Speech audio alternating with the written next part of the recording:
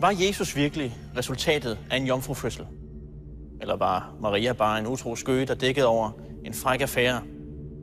En kilde fortæller os, at Jesus' far i virkeligheden var en romersk soldat ved navn Pantera. Og måske var det derfor, at Jesus' mor opfandt jomfrufødslen. For der er der også en bedre historie. Ikke sandt?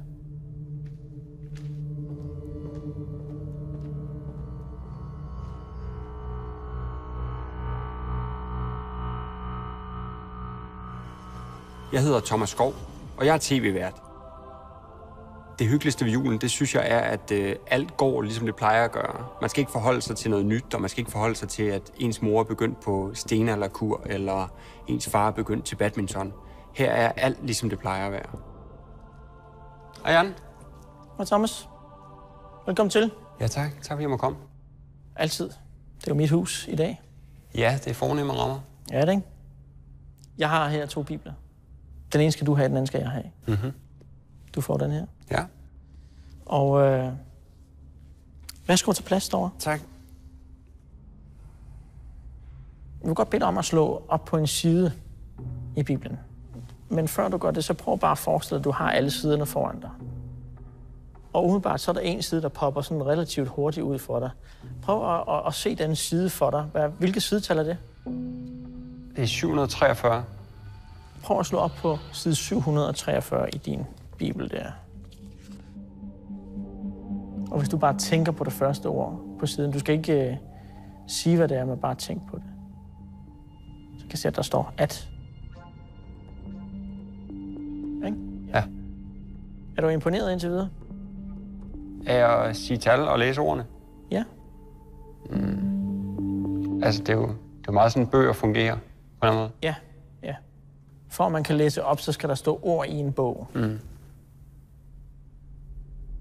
Det er konceptet. Den her bibel, den er lidt anderledes. For inde i den bibel, der er der ingen ord. Ja, den er tom, ja, det kan jeg også se. Du kan se her, så er den faktisk fuldstændig blank. Så der står slet ikke noget i den. Nej. Jamen, det er jo egentlig ret imponerende. Det er meget spøjst, ikke? Jo. Men vi går et lille skridt videre. Prøv bare at lægge Bibelen ned.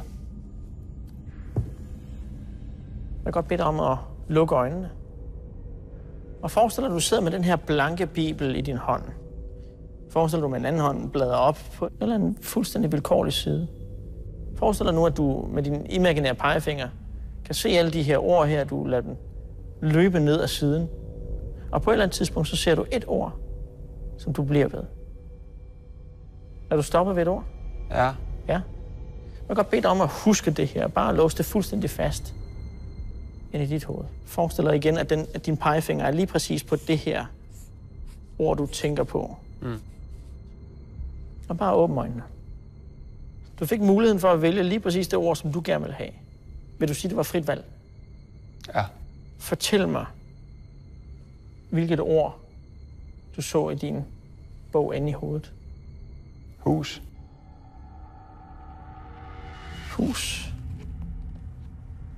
Og det, der står her. Nej, det er for sindssygt, det der, Jan. Altså, det vil jeg ikke være med til. Men det er da for vildt. Hvad får dig til at vælge hus, tror du? Det var fordi... Jeg ved ikke, jeg så det bare for mig.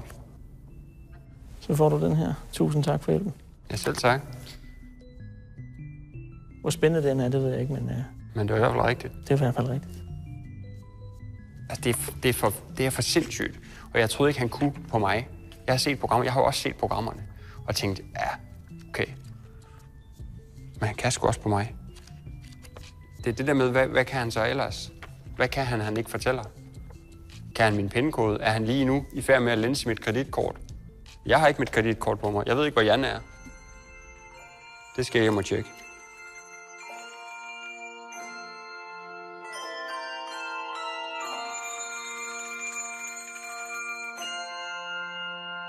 Glædelig jul.